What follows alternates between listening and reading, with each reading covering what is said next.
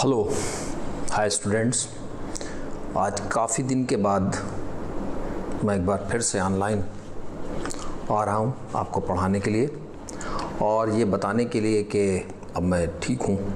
मेरी आँख थोड़ी ख़राब हो गई थी और इसलिए काफ़ी दिन लग गए बताने में और समझाने में और ऑनलाइन आने में, लेकिन आज काफ़ी बेहतर हूँ और आज से लगातार हर दिन आपके लिए एक नया वीडियो लेकर आऊँगा। आज सबसे पहले दिन हम एक जो शुरुआत कर रहे हैं वो शुरुआत कर रहे हैं कोऑर्डिनेशन कंपाउंड्स की। और कोऑर्डिनेशन कंपाउंड्स में हमको देखना है कि कोऑर्डिनेशन कंपाउंड क्या होते हैं। सबसे पहले आपको उसके लिए एक ब्लड नोट्स की ज़रूरत पड़ेगी। ब्लड नोट्स क्या हैं कि आप एक पतली सी कापी बना लीजिए और कापी बनाने के बाद उसके ऊपर वो ब्लड नोट्स लिख लीजिए। क्या है, पूरा आपको पता चल जाएगा कि हमको क्या क्या पढ़ना है, कहाँ कहाँ पे पढ़ना है, और थोड़ी सी शार्ट डेफिनेशंस वहाँ पर लिख लेंगे। और उसके बाद में क्या होगा कि जो चीज़ आपकी समझ में नहीं आएगी वो क्या करेंगे कि हम लोग दोबारा से पढ़ लेंगे उसे, है ना। यानी आपने हर दिन उसे पलट के देखा तो 5 मिनट में वो सारे का सारा रिवाइज हो जाएगा। और रिवाइज होने के बाद में फिर क्या देखेंगे कि अगर आपकी कुछ समझ में नहीं आ रहा तो एक जगह पर लिख देंगे कन्फ्यूजन में अगर आपकी जो चीज़ समझ में नहीं आ रही उसको आपने एक बार रिपीट कर लिया। रिपीट करने के बाद क्या करेंगे, अगर फिर भी समझ में नहीं आया तो फिर आप हमसे डिस्कस करिए, ठीक है। और उस कन्फ्यूजन को 1-2 बार रिवाइज कर लेंगे। जब रिवाइज कर लेंगे तो फिर वो आप कभी नहीं भूलेंगे। उससे फ़ायदा देखिए क्या होगा, फ़ायदा ये होगा कि जब एग्ज़ाम टाइम में आप पढ़ेंगे तो अपने सिर्फ बुलेट नोट से आप 1 घंटे में या 2 घंटे में पूरा रिवीजन कर लेंगे पूरी दोनों बुक्स का। और फिर क्या होगा, आपको अच्छे मार्क्स मिल सकेंगे। क्योंकि अगर कोई ये कहता है, कोई आपको एक ऐसी साइंस बताता है कि जिसमें आप पूरी इतनी मोटी मोटी बुक्स जो हैं वो पूरी रिवाइज कर लें एक रात में, पॉसिबल नहीं होता। ये सब झूठी बातें। तो इसलिए आप शुरुआत से तैयारी करें और बुलेट नोट्स तैयार करें, बुलेट नोट्स से पढ़ें। हमारा कहना माने 90+ मार्क्स लाना आपकी तो जिम्मेदारी है ही है, साथ में अगर आप ये फॉलो करोगे रूल्स तो हमारी भी जिम्मेदारी हो जाती है और फिर ज़रूर आएंगे इंशाल्लाह, ठीक है। तो शुरू करते हैं हम लोग। देखिए क्या है, कोऑर्डिनेशन कंपाउंड्स पढ़ रहे हैं हम। आपको पहले इसके बुलेट नोट्स देते हैं। कोऑर्डिनेशन कंपाउंड,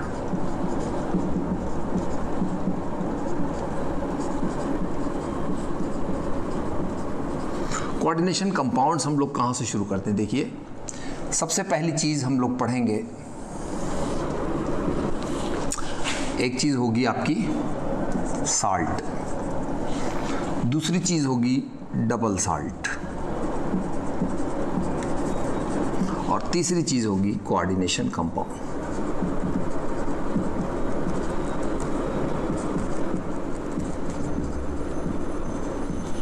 ठीक है। तो साल्ट क्या होता है, आपको मालूम है कि एसिड और बेस की रिएक्शन से जो भी कंपाउंड बनता है दैट इज साल्ट, ठीक है। तो यहां पर जैसे आप क्या लिखेंगे, when acid is reacted with a base, salt is formed। जैसे आपका KCl है, KNO3 है, NH4Cl है, एक्सेट्रा एक्सेट्रा, ये सारे के सारे साल्ट है। मतलब एक एसिड और एक बेस की रिएक्शन से जो कंपाउंड बनेगा that is salt.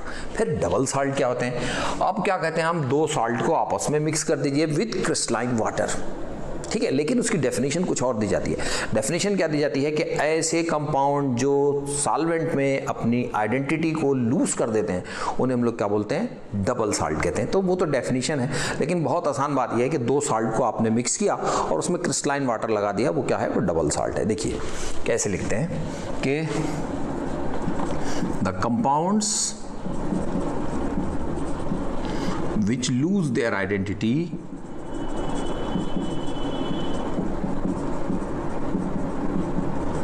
In solvent, ठीक है। तो इसका एग्जाम्पल क्या है, देखिए एलम है K2SO4, Al2SO4 whole thrice into 24H2O, this is double salt, ठीक है। ये जो है ये क्रिस्टलाइन वाटर कहलाता है। इसमें देखिए एक साल्ट K2SO4 है, दूसरा साल्ट Al2SO4 होल थ्राइस है। उसके बाद में फिर इसका एक एग्जाम्पल है FeSO4, NH4 whole twice SO4,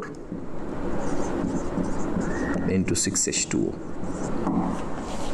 ठीक है, ये आपका क्या कहलाता है, मोहर साल्ट या फेरस अमोनियम सल्फेट, जिसका आप टाइट्रेशन करोगे आने वाले वक्तों में। ठीक है, फिर है कोऑर्डिनेशन कंपाउंड। देखिए इसकी बिल्कुल उल्टी डेफिनेशन लिखेंगे, the compounds which retain their identity in solvent are called coordination compounds. ठीक है, तो क्या लिखेंगे, the compounds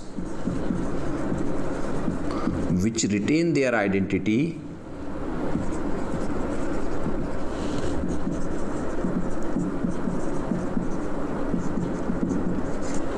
in the solvent। अब आपको इसकी पहचान बता दें, जैसे लिखा हुआ है K4FeCN6, यहाँ पर लिखा है आपका CONH3(6)Cl3 एक्सेट्रा एक्सेट्रा। ये आपके कोऑर्डिनेशन कंपाउंड है। देखिए कोऑर्डिनेशन कंपाउंड की पहचान ये होती है कि इसके अंदर एक इस तरह का ब्रैकेट आपको मिलेगा और कुछ आपको इसके बाहर मिलेगा जो क्या कहलाता है, नॉन कॉम्प्लेक्स पार्ट कहलाता है। और ये जो है इसके बाहर ये वाला नॉन कॉम्प्लेक्स पार्ट है ना, तो ये दो पार्ट से मिलकर बना होता है, एक नॉन कॉम्प्लेक्स पार्ट और एक कॉम्प्लेक्स पार्ट। ठीक है, लेकिन कहते क्या हैं कि ऐसे कंपाउंड जो अपनी आइडेंटिटी को रिटेन रखते हैं इन द सॉल्वेंट, उनको हम लोग क्या बोलते हैं, उनको हम लोग कहते हैं कोऑर्डिनेशन कंपाउंड्स। ठीक है, अब ये अपनी आइडेंटिटी कैसे रिटेन रखते हैं वो देखिए। अगर हम यहाँ पर एक टेस्ट करना चाहें तो टेस्ट जो है, यहाँ पोटेशियम फेरोसाइनाइड आप एग्जाम्पल ले लीजिए, तो ये K पॉजिटिव का टेस्ट दे देगा और आयरन का अलग और साइनाइड का अलग टेस्ट नहीं देगा, बल्कि फेरोसाइनाइड आयन का टेस्ट देगा। तो ये एक कॉम्प्लेक्स आयन है, तो क्या है, यहाँ फेरोसाइनाइड आयन का टेस्ट मिलेगा आपका, आयरन का अलग और साइनाइड का अलग टेस्ट नहीं मिल पाएगा।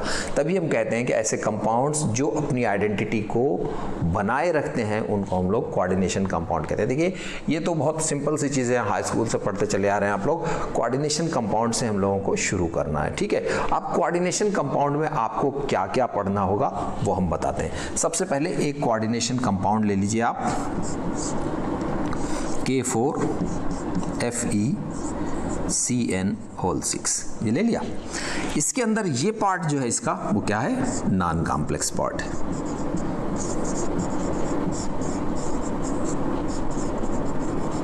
ठीक, इस ब्रैकेट को हम लोग क्या बोलते हैं, इसको क्या कहते हैं, यह है आपका कोऑर्डिनेशन स्फीयर।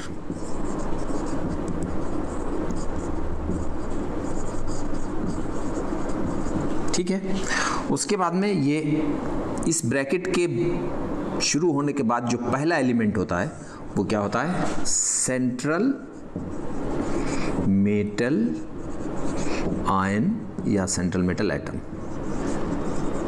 ठीक है, इस वक्त ये आयनिक फॉर्म में है इसलिए सेंट्रल मेटल एटम।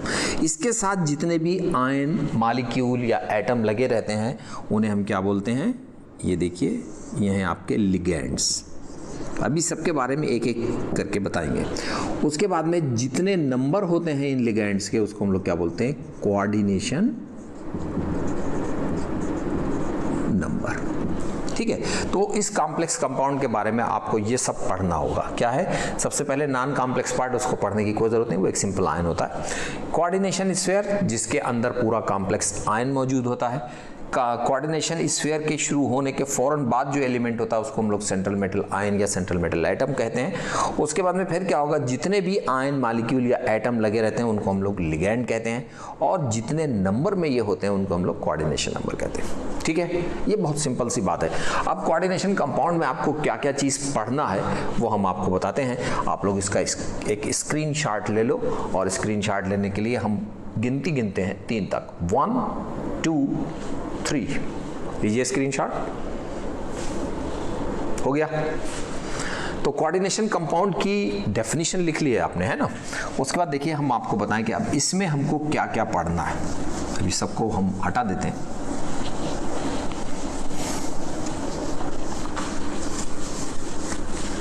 यहाँ ये कोऑर्डिनेशन कंपाउंड है, इसमें हमें क्या क्या चीज़ पढ़ना है देखिए ध्यान से। कोऑर्डिनेशन कंपाउंड में पहली चीज आपको पढ़ना पड़ेगी लिगैंड।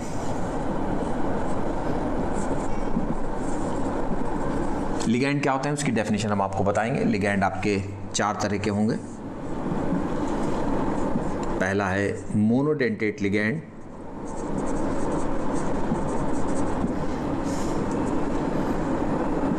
लिगैंड, उसके बाद दूसरा है आपका पॉलीडेंटेट लिगैंड,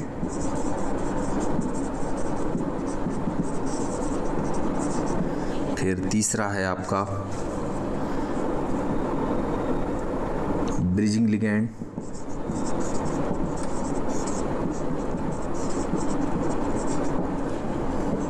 चौथा है आपका एम्बिडेंट लिगैंड,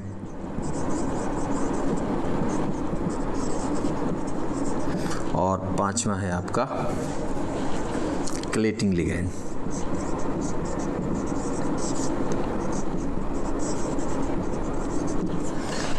ये आपको लिगैंड्स पढ़ना। देखिए पहला monodentate, polydentate, bridging, ambidentate and chelating ligand क्या क्या होते हैं ये हम आपको अभी बाद में बताते हैं। इसके बाद में आपको दूसरी चीज़ इसमें क्या पढ़ना है सॉरी दूसरी चीज़ आपको पढ़ना है कोऑर्डिनेशन नंबर। कोऑर्डिनेशन नंबर क्या होता है ये देखना आपको। तीसरी चीज़ इसमें आपको पढ़ना है नॉमेनक्लेचर।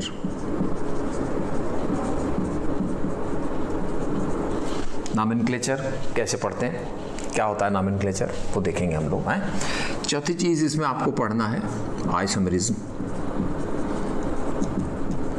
इसमें आइसोमेरिज्म जो है वो कई तरह की होती है। एक स्ट्रक्चरल आइसोमेरिज्म है और एक स्टीरियो आइसोमेरिज्म है। स्ट्रक्चरल आइसोमेरिज्म में इसमें चार तरह की आइसोमेरिज्म होगी। पहली जो है वो आयनाइजेशन। देखिए 7 तरह की होती है लेकिन आपके यहाँ 4 टाइप की आइसोमेरिज्म है कोर्स में। आयनाइजेशन आइसोमेरिज्म, दूसरी है आपकी हाइड्रेट आइसोमेरिज्म,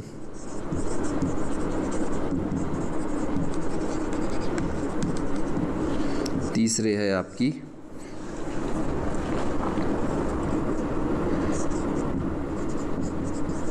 लिंकेज आइसोमेरिज्म,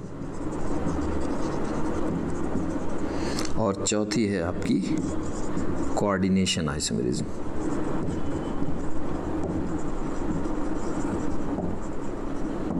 ठीक है, कोऑर्डिनेशन आइसोमेरिज्म। स्टीरियो आइसोमेरिज्म 2 तरह की होगी। पहली है ज्योमेट्रिकल,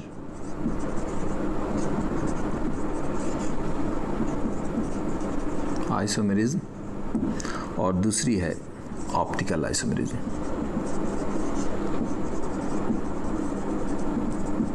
ठीक है, ये भी आपको आइसोमेरिज्म यहाँ पढ़ना है। इसके बाद में इसमें सबसे इम्पॉर्टेंट चीज़ है एक, यहाँ पर जगह नहीं है तो थोड़ा सा नीचे लिख दूँ। यहाँ देखिए इधर से यूँ लाए ऐसे ये करके। एक इसमें आपको पढ़ना है spectrochemical series,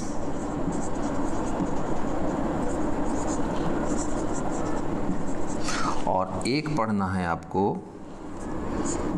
theories of coordination compound.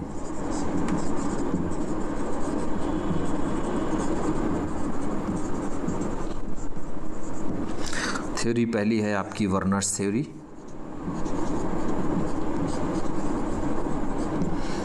दूसरी है आपकी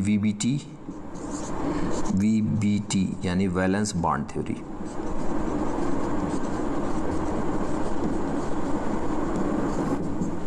और तीसरी है सीएफटी यानी क्रिस्टल फील्ड थ्योरी। ये आपको थ्योरीज पढ़ना है। बस ये आपका हो गया पूरा चैप्टर। ध्यान से देखिए आपको उसमें क्या क्या चीज़ें पढ़ना है। कोऑर्डिनेशन कंपाउंड में एक चीज़ है लिगैंड, वो लिगैंड पढ़ना होगी।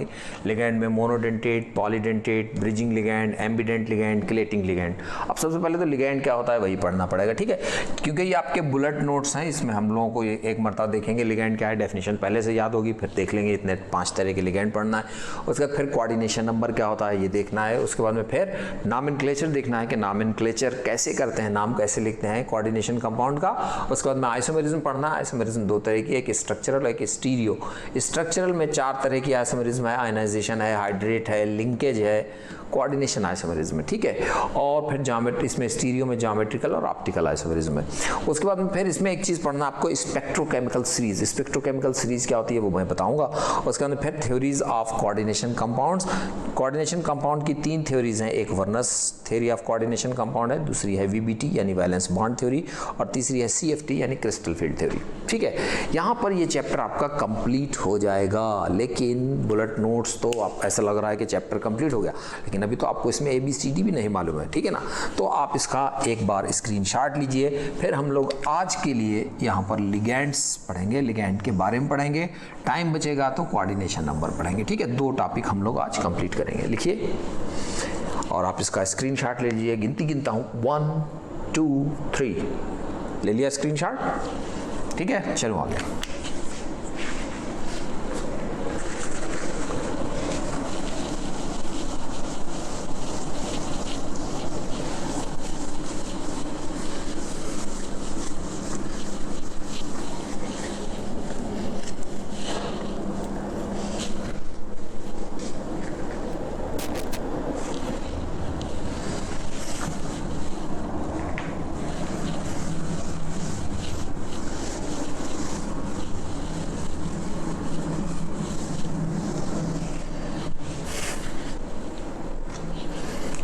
तो देखिए लिगेंड क्या है।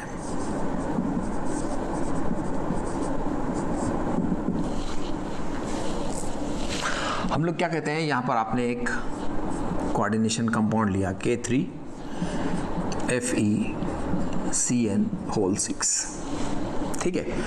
तो हम लोग कहते हैं कि द मॉलिक्यूल आयन और atom which are coordinated with the central metal atom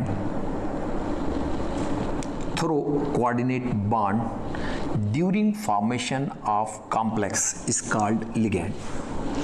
यानी वो एटम, आयन या मॉलिक्यूल जो सेंट्रल मेटल एटम के साथ कोऑर्डिनेट बॉन्ड के साथ अटैच रहते हैं, उनको हम लोग क्या बोलते हैं, लिगेंड कहते हैं, ठीक है। क्या है, दोज एटम, आयन और molecule which are coordinated to the central metal atom during formation of complex ion और coordination compound are called ligands. तो लिगेंड जो है वो 5 तरह के होते हैं, अभी आपको बताया। पहले इसकी डेफिनेशन लिखता हूँ, उसके बाद में फिर टाइप्स लिख दूंगा। क्या लिखेंगे, द एटम, आयंस और molecules which are coordinated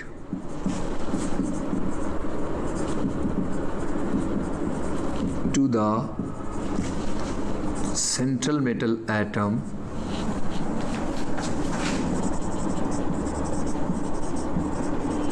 or ion during formation of coordination compound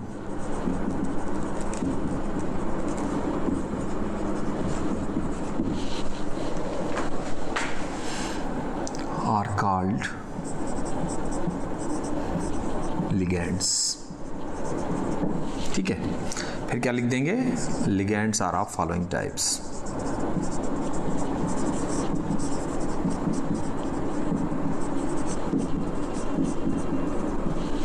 number A, monodentate ligand,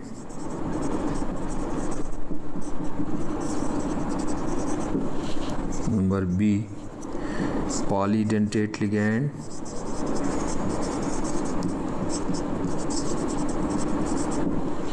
C, bridging ligand,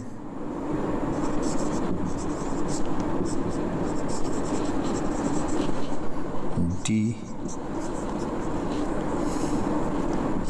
ambidentate ligand,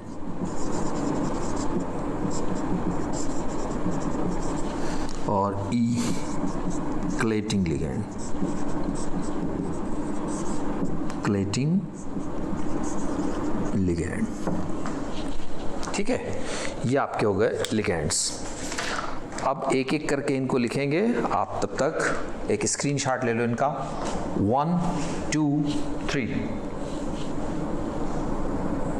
okay, चलें, पहला देखिए आप।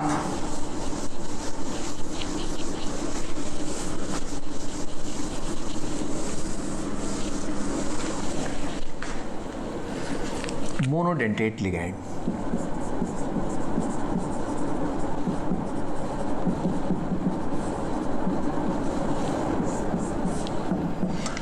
मोनोडेंटेट लिगैंड क्या है? The ligand which can donate only one pair of electron to the central metal atom is called monodentate ligand. देखो ध्यान से, यहाँ पर जैसे हमने लिखा F नेगेटिव, तो इसके आउटर मोस्ट ऑर्बिट में कितने पेयर ऑफ इलेक्ट्रॉन होंगे? 4। क्यों 4 होंगे? क्योंकि इसका ऑक्टेट कंप्लीट है। जब ऑक्टेट कंप्लीट होता है तो कितने इलेक्ट्रॉन होते हैं? 8 होते हैं इलेक्ट्रॉन। लेकिन यहाँ पर 8 हो चाहे 4 हो, सॉरी, चाहे यहाँ 4 पेयर ऑफ इलेक्ट्रॉन है, चाहे 4 पेयर ऑफ इलेक्ट्रॉन हो, चाहे 2 पेयर ऑफ इलेक्ट्रॉन हो, चाहे 3 पेयर ऑफ इलेक्ट्रॉन हो, सिर्फ एक ही पेयर ऑफ इलेक्ट्रॉन ये डोनेट कर सकता है, इससे ज़्यादा नहीं। तो ये क्या है? ये आपका मोनोडेंटेट लिगैंड हुआ। ठीक है, the ligand which can donate only one pair of electron to the central metal atom is called monodentate ligand. ठीक, तो लिख दें इसकी definition. The ligand which can donate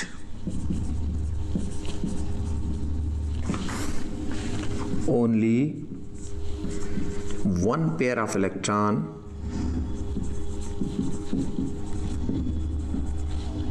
to the central metal atom or ion during formation of coordination compound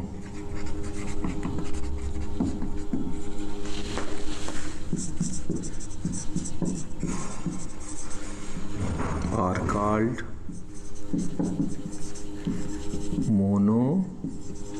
monodentate ligands.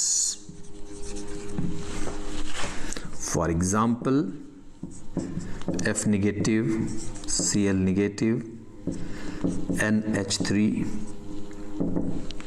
H2O, OH negative etcetera, ये सब के सब क्या है? Monodentate ligand. ठीक है, उसके बाद में फिर लिखेंगे पॉलीडेंटेट लिगैंड। Polydentate ligand. अब डेफिनेशन लिखने में कोई दिक्कत नहीं होगी। The ligand which can donate more than one pair of electron. तो यहाँ पर हम ऐसे ही लिखे दे रहे हैं, यहाँ लिखे दे रहे हैं more than one pair of electron are called polydentate ligands। ठीक है, अब मान लीजिए यहां पर आपने लिखा C2O4 2 नेगेटिव। इसको इस तरह से हम लोग लिख सकते हैं। देखिए, अगर इसका स्ट्रक्चर बनाए COO नेगेटिव और COO नेगेटिव, एक पेयर ऑफ इलेक्ट्रॉन ये ऑक्सीजन डोनेट करेगा, एक पेयर ऑफ इलेक्ट्रॉन ये ऑक्सीजन डोनेट करेगा, तो ये बाइडेंटेट लिगैंड हुआ।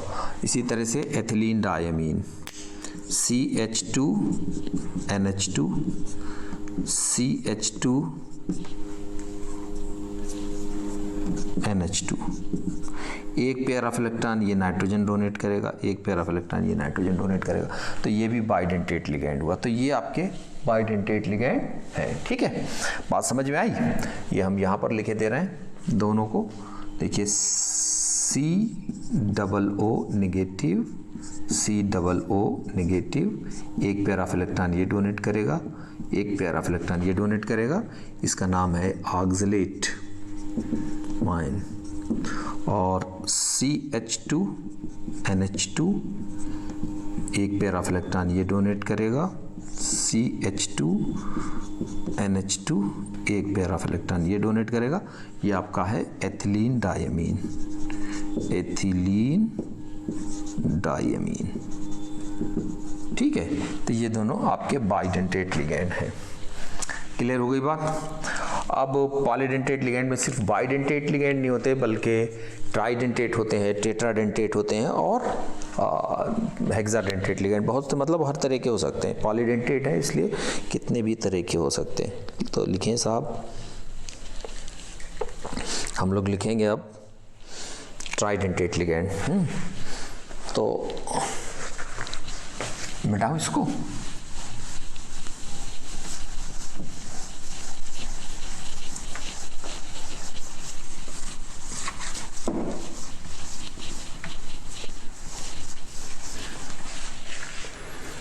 यहाँ देखिए आप ट्राइडेंटेट लिगैंड जैसे लिखा हुआ है आपका CH2NH2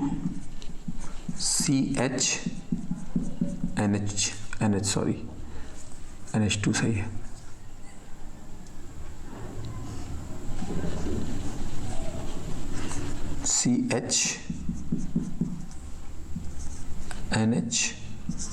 CH2NH2 एक पेयर ऑफ इलेक्ट्रॉन ये डोनेट करेगा, एक पेयर ऑफ इलेक्ट्रॉन ये डोनेट करेगा और एक पेयर ऑफ इलेक्ट्रॉन ये डोनेट करेगा। तो इसका मतलब ये कौन सा हुआ? इसका नाम है डाइएथिलीन ट्राइमीन। डाइएथिलीन ट्राइमीन ये भी आपका ट्राइडेंटेट लिगैंड हुआ है। ट्राइडेंटेट हुआ नहीं, ट्राइडेंटेट लिगैंड। वो बाइडेंटेट थे, ये ट्राइडेंटेट लिगैंड है। उसके बाद में फिर टेट्राडेंटेट या हेक्साडेंटेट लिगैंड लिख देते हैं। आपसे एक बहुत पूछा जाता है, इसका फुल फॉर्म बताइए। EDTA इसकी फुल फॉर्म है, देखिए, एथिलीन डायमीन टेट्रा एसीटेट।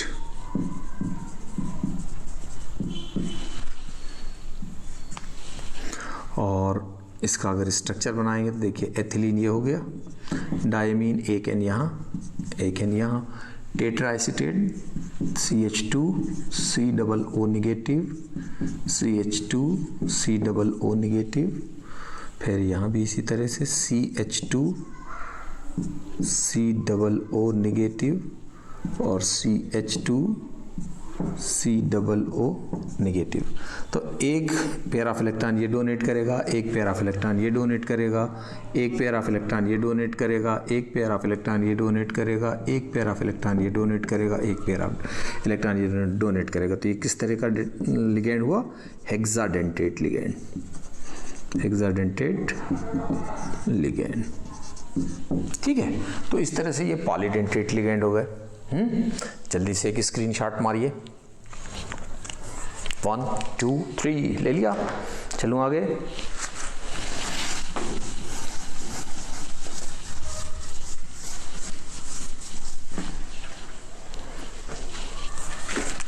उसके बाद में आपके पास है bridging ligand.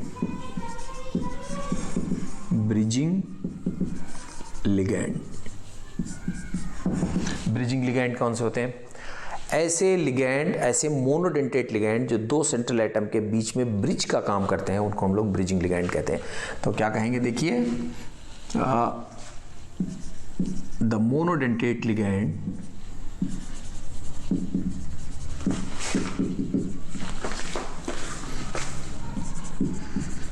which can act as a bridge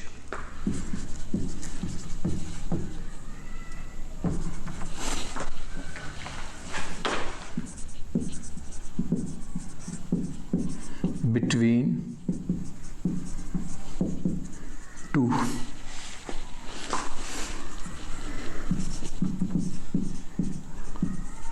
different central metal atom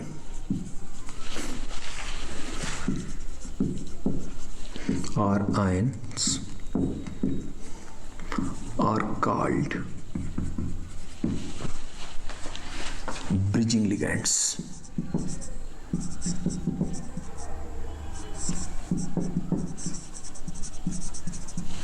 याद रखिएगा, ये मोनोडेंटेट लिगैंड ही होंगे। इसका एग्जाम्पल है OH negative, NH2 negative, NH negative, etcetera.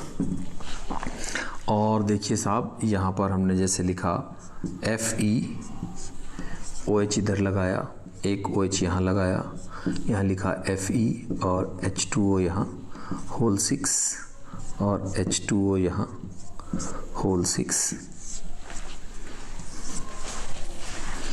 यहाँ पर 4 पॉजिटिव चार्ज लिखे और यहाँ लिख दिया 4 Cl नेगेटिव। ध्यान से देखिए, ये OH एक मोनोडेंटेट लिगेंड है, ये इन दो सेंट्रल मेटल एटम के बीच में ब्रिज का काम कर रहा है, इसलिए इसको हम लोग क्या बोलेंगे, ब्रिजिंग लिगेंड कहेंगे। ठीक है, समझ में आई बात? फिर से एक बार देख लीजिए, ऐसे मोनोडेंटेट लिगेंड जो दो डिफरेंट सेंट्रल मेटल एटम्स के बीच में ब्रिज का काम करते हैं, उनको हम लोग क्या बोलते हैं, ब्रिजिंग लिगेंड कहते हैं। ठीक है, तो इसका भी स्क्रीनशॉट जल्दी से ले लें, फिर हम लोग लिखते हैं एम्बिडेंट लिगेंड। हो गया 1 2 3।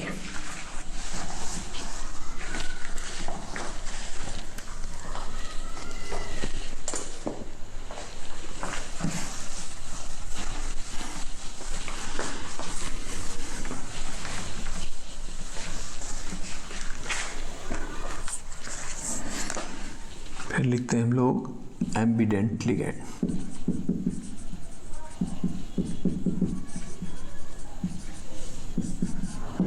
अब देखिए, जैसे आपने लिखा एक NO2, इसमें आपको इसे हम दो तरह से लिख सकते हैं। देखो, एक तो हम इसको इस फॉर्म में लिख सकते हैं N double bond O coordinate bond O।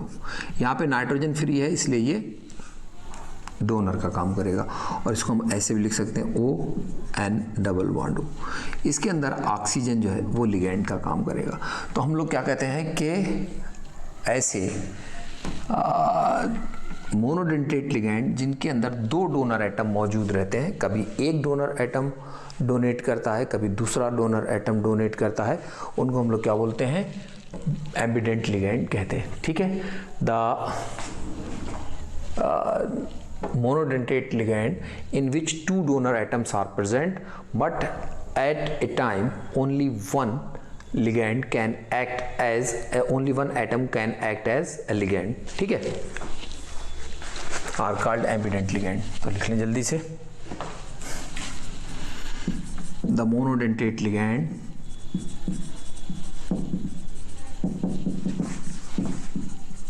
in which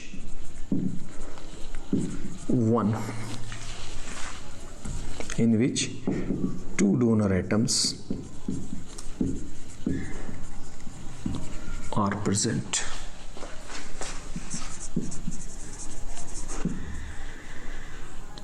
are called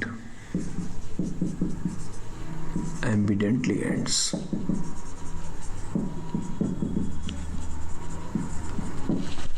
for example NO2 है, CN है, एक्सेट्रा। ठीक है, ये एम्बिडेंट लिगेंड है। तो उसके बाद में फिर आपका है एक क्लेटिंग ligand.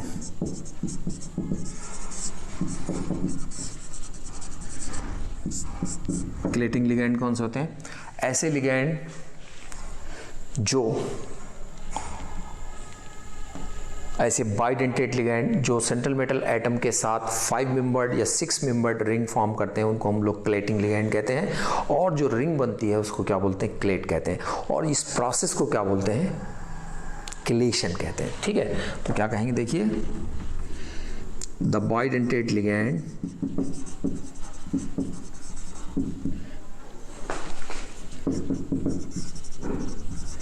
which can form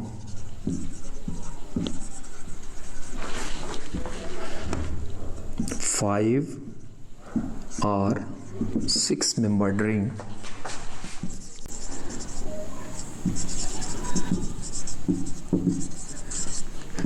with the central metal atom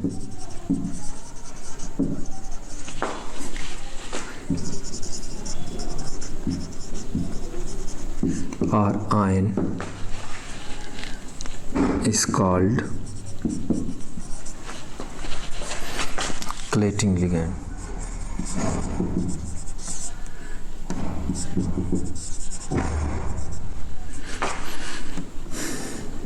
The ring obtained is called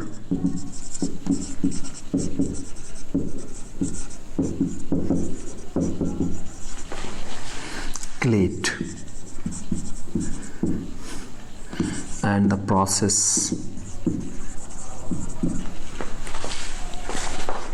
is called क्लेशन।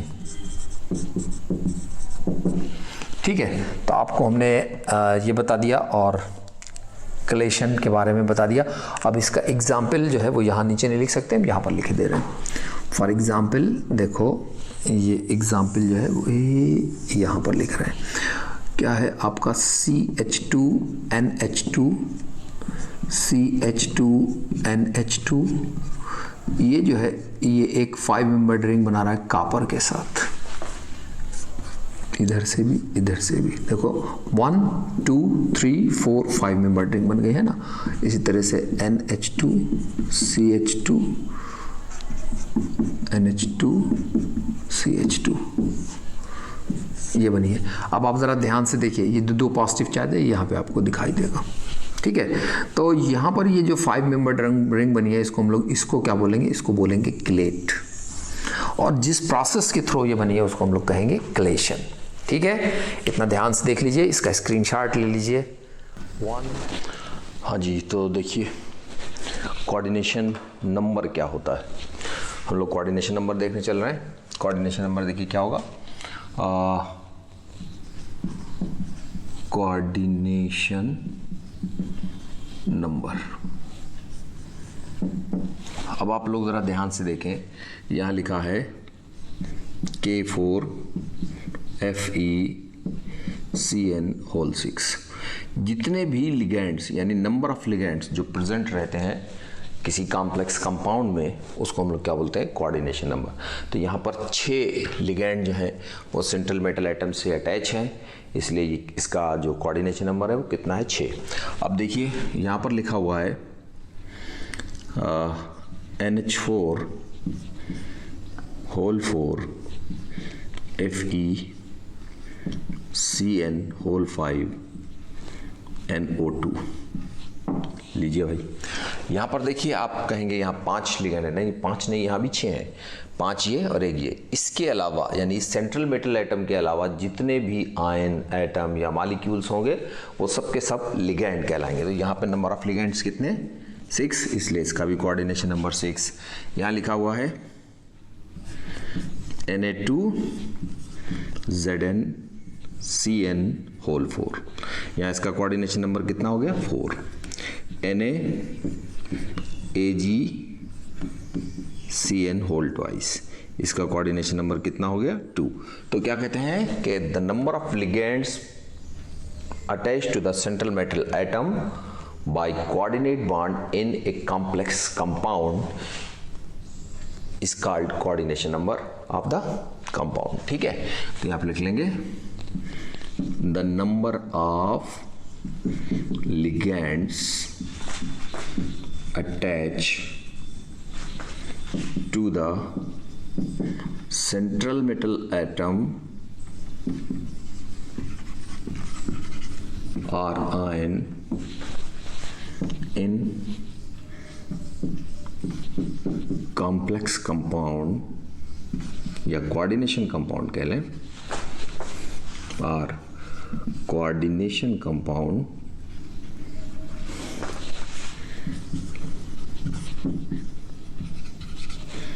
is called coordination number।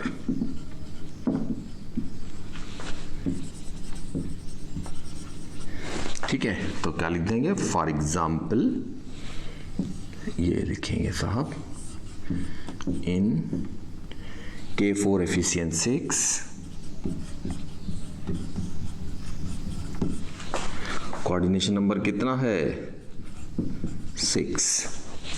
In NH4FeCN whole 5, यहाँ पर कोऑर्डिनेशन नंबर कितना है, 6। यहाँ पर कोऑर्डिनेशन नंबर कितना है, 4। यहाँ कोऑर्डिनेशन नंबर कितना है, 2। तो जनरली कोऑर्डिनेशन नंबर 6 या 4 होता है। 2 या 8 बहुत कम होता है ना। Generally coordination number will be 6 and 4। Okay, ठीक रहेगा, ध्यान रहेगा। तो कोऑर्डिनेशन नंबर के लिए आप जल्दी से इसका एक स्क्रीनशॉट लीजिए। 1 2 3 ले लिया स्क्रीनशॉट।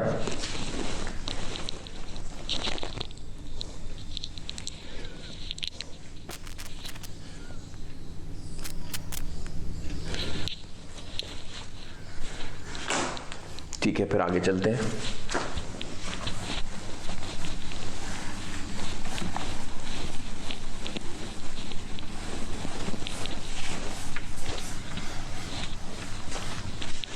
उसके बाद है आपका नॉमेनक्लेचर। नॉमेनक्लेचर, देखिए नॉमेनक्लेचर में आपको याद रखना है, यहां पर हम 2 तरह के कंपाउंड ले रहे हैं, K4FeCN6 और दूसरा कंपाउंड ले रहे हैं CONH36Cl3। ठीक है, इसके अंदर नॉन कॉम्प्लेक्स पार्ट और कॉम्प्लेक्स पार्ट 2 पार्ट होते हैं। यह है आपका नॉन कॉम्प्लेक्स पार्ट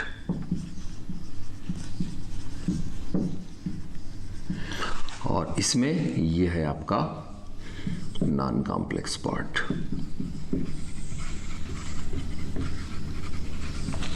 और ब्रैकेट के अंदर जो लिखा है वो है आपका कॉम्प्लेक्स पार्ट। यहां पर ये कॉम्प्लेक्स पार्ट। तो नाम लिखने से पहले हम लोग कुछ गाइडलाइंस ले लेते हैं कि नाम हम लोग कैसे लिखेंगे। तो सबसे पहला जो गाइडलाइन है इसका, पहला पॉइंट कि या तो नॉन कॉम्प्लेक्स पार्ट अगर लेफ्ट हैंड साइड पर मौजूद है तो इसका नाम सबसे पहले लिखा जाएगा, और अगर नॉन कॉम्प्लेक्स पार्ट जो है वो राइट हैंड साइड पर लिखा हुआ है तो उसका नाम सबसे लास्ट में लिखा जाएगा। तो क्या लिख देंगे, the name of non complex part is written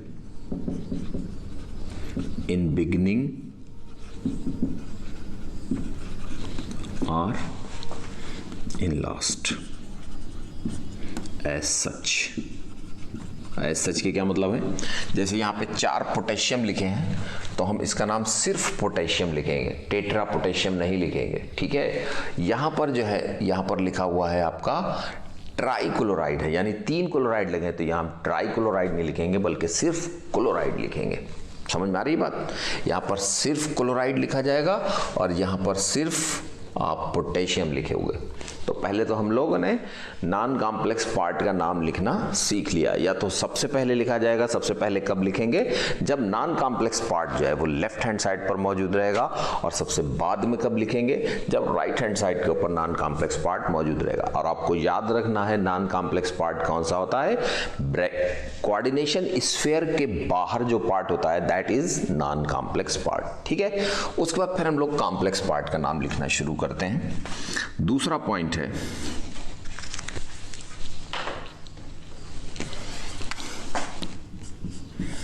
दूसरा पॉइंट है देखिए कि जैसे ही ब्रैकेट शुरू हुआ हम लोग सेंट्रल मेटल एटम होता है उसका नाम पहले नहीं लिखते हैं, पहले नाम हम लोग लिखते हैं लिगैंड का।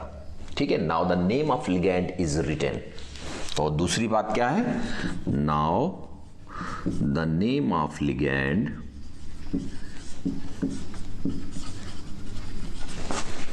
is written with coordination number। ठीक है, कोऑर्डिनेशन नंबर का मतलब क्या है कि जैसे यहां पर 6 है तो लिखेंगे हेक्सा, 5 होता तो लिखते पेंटा, है ना। अच्छा, उसके बाद में देखिए अगर मान लीजिए यहां पर निगेटिव लिगैंड है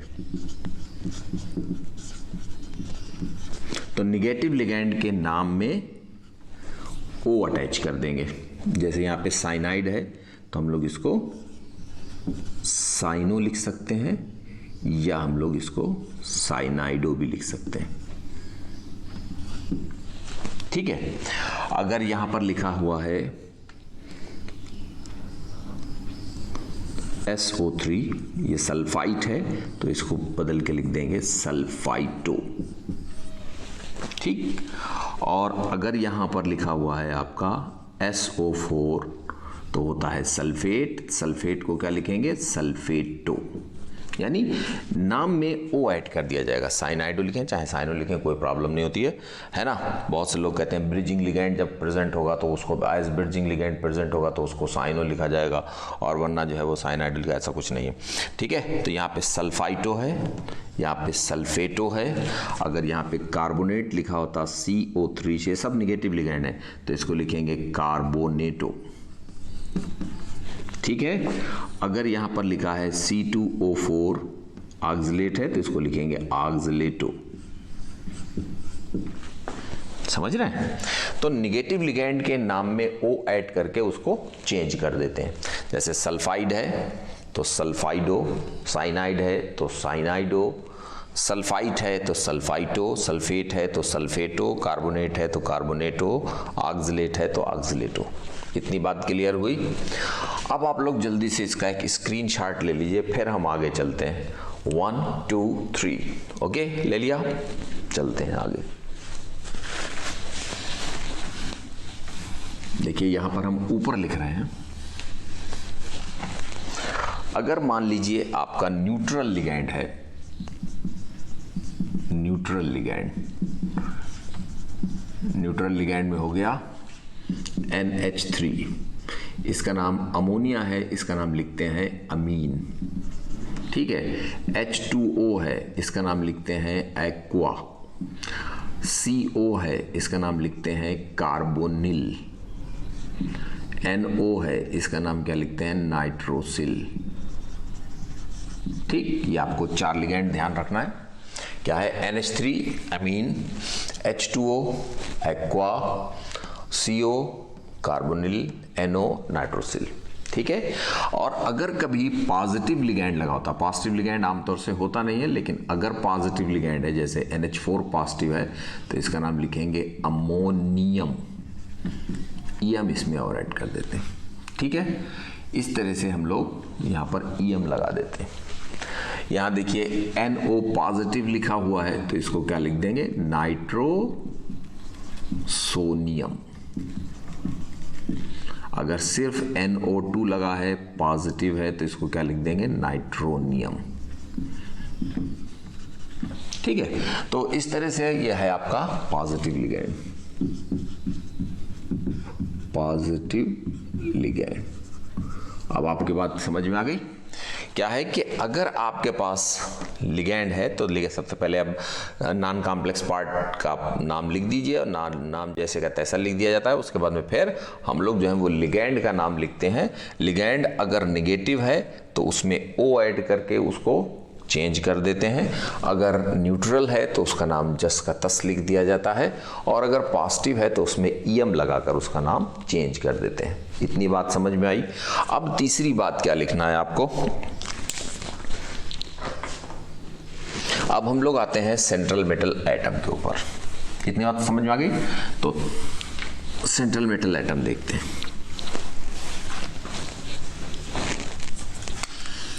तीसरी बात, now the name of central metal atom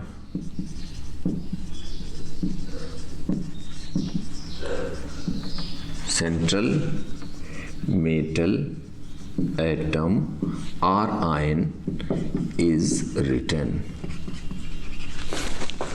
with its oxidation state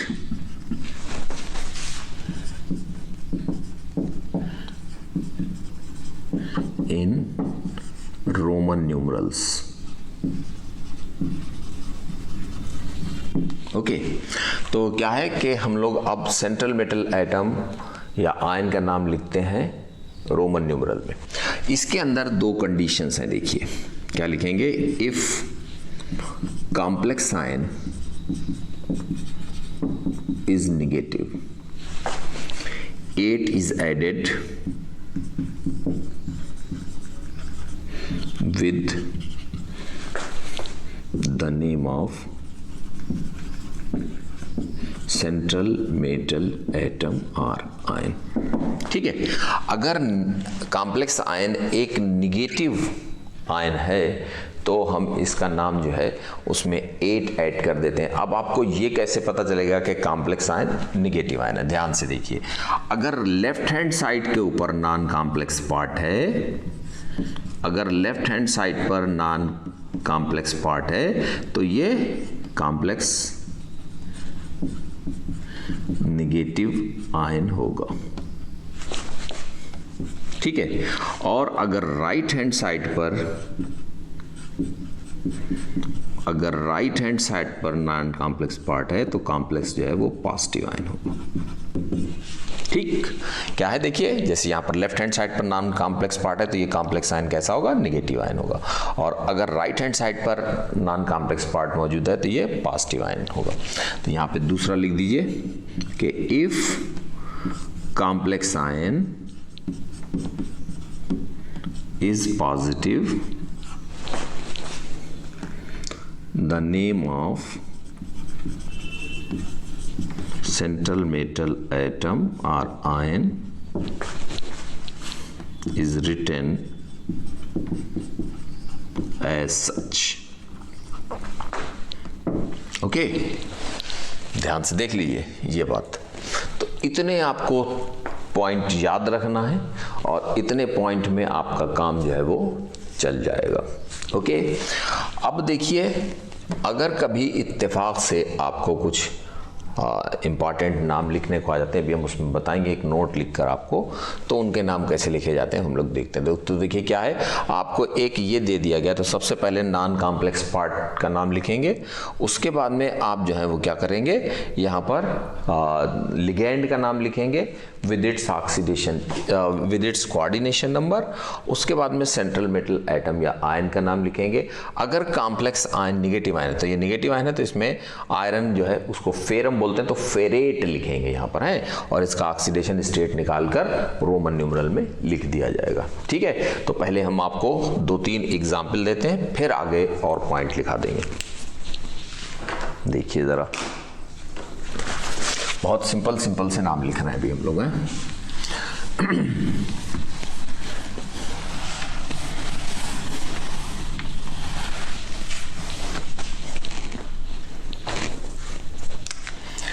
सबसे पहले एक नाम लिखा हुआ है आपको, हमने अभी थोड़ी देर पहले बताया था, CONH3(6)Cl3, ठीक है।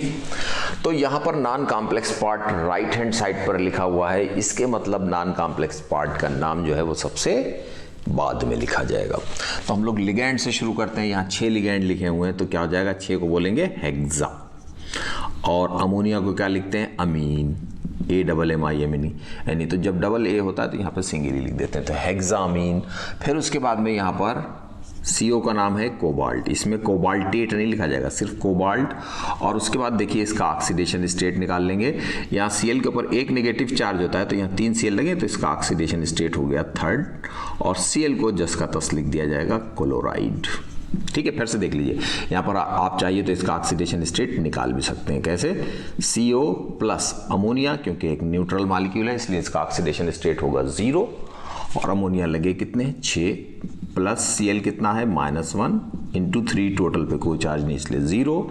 उसके बाद में क्या हो जाएगा, CO-3 equal to 0, CO equal to कितना आ जाएगा, +3, वही 3rd लिख दिया यहाँ, ठीक है। तो इसका ऑक्सीडेशन स्टेट निकल आया। उसके बाद देखिए हम यहाँ पर और लिख रहे हैं NaAgCN होल ट्वाइस। अब आपको देख के लग गया होगा कि ये जो है ये निगेटिव आयन कॉम्प्लेक्स है, तो सबसे पहले इसका नाम लिख दिया जाएगा नॉन कॉम्प्लेक्स पार्ट का सोडियम, ठीक है। फिर यहाँ पे कितने साइनाइड लगे हैं, 2, तो क्या लिखेंगे, डाई साइनाइडो। फिर उसके बाद में Ag को कहते हैं अर्जेंटम, तो यहाँ लिखा जाएगा अर्जेंटेट, ठीक है, 8 लगा देंगे इसमें। और इसका ऑक्सीडेशन स्टेट कितना है, 1st, देख लो 1st है या नहीं, +1 प्लस Ag का निकालना है आपको, प्लस CN होता -1 इंटू 2, 2 लगे हैं CN, टोटल पे कोई चार्ज नहीं इसलिए 0, तो क्या आ जाएगा यहाँ पर, Ag equal to 2 - 1 equal to 1, है ना, तो 1st आ गया। एक और देखिए यहाँ पर लिखा हुआ है Na2ZnCN4। तो यहाँ पे हो जाएगा आपका सोडियम, 4 है इसलिए टेट्रा, साइनाइडो, और यहाँ जिंकेट और सेकेंड।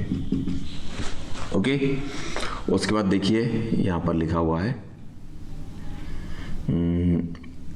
FeH2O6Cl3, इसका नाम हो जाएगा हेक्सा एक्वा।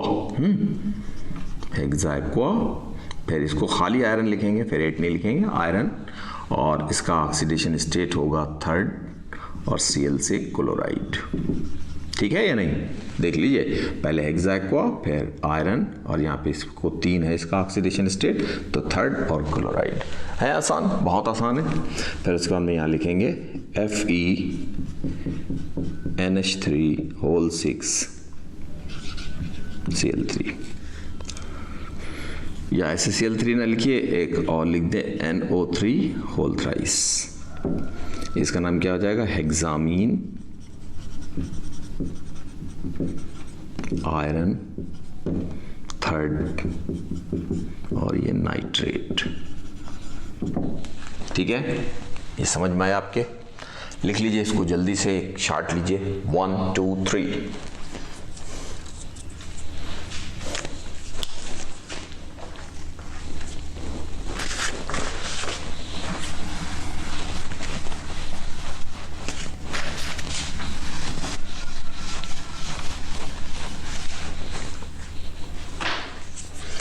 यहाँ लिखा है आपका NiCO4। इसका आईपीएसी नेम लिखना है, इसमें नॉन कॉम्प्लेक्स पार्ट कोई है ही नहीं, तो यहाँ पर इसका आईपीएसी नेम क्या आ जाएगा? टेट्रा। CO को क्या लिखते हैं? कार्बोनिल न्यूट्रल है ये, और फिर निकिल, और उसके बाद में इसका ऑक्सीडेशन स्टेट कितना है? 0। देखो 0 कैसे है? Na प्लस CO न्यूट्रल है, इसलिए 0 × 4 = 0, तो Na = 0 हो गया। ठीक है, इसका ऑक्सीडेशन स्टेट 0 है। उसके बाद में फिर है FeNO5। यहाँ पे क्या हो जाएगा? पेंटा नाइट्रोसिल आयरन, इसका भी ऑक्सीडेशन स्टेट 0। ठीक है, उसके बाद में ये है आपका PTNH3O6Cl3। इसका आईपीएसी नेम क्या होगा? Hexamine platinum 3rd chloride. Okay, इस तरह से जो बहुत सिंपल से होते हैं उनके आईपीएसी नेम लिखे जाते हैं। फिर कभी कभी थोड़े कॉम्प्लिकेटेड भी दे दिए जाते हैं, वो कॉम्प्लिकेटेड नाम भी हम आपको लिखना सिखाते हैं। ओके।